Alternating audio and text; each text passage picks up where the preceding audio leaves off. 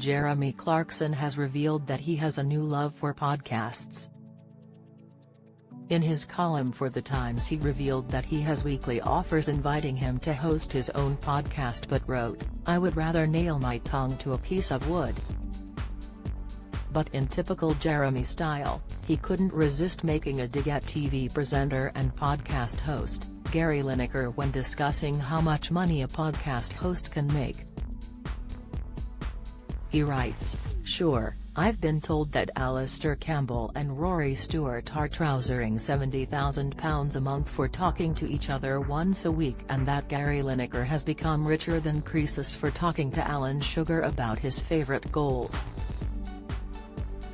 But you can do well financially out of being a rent boy, and I'm not going to do that either."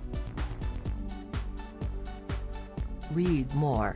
Kate Garraway's husband suffering new condition which saw him turn blue. Jeremy, 63, also took aim at his former employers.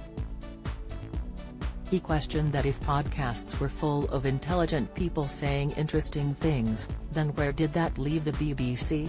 He continued, "You might argue that it's become the go-to service for people who want their shows presented by shouty pronoun enthusiasts in zany jackets, but the podcast world has that covered as well. It has everything covered. Don't miss."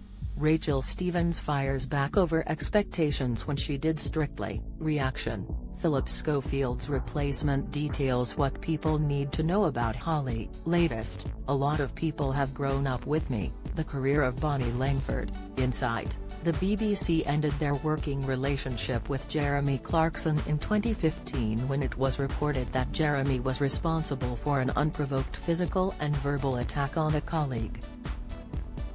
His Top Gear co-presenters also left the corporation after spending 10 years together hosting the show. Jeremy continued to talk about the BBC in his column, claiming that he had been predicting the end of the corporation for years. He spoke about how there was talk that it would be over for the BBC when ITV launched and when it lost its license to show the football. But Jeremy thinks that podcasts could be its final downfall. Writing, "And it's seen off everything. But right now, I'm faced with a choice: Homes Under the Hammer followed by Bargain Hunt, or absolutely anything that takes my fancy on a podcast. And that puts Auntie in a bit of a spot."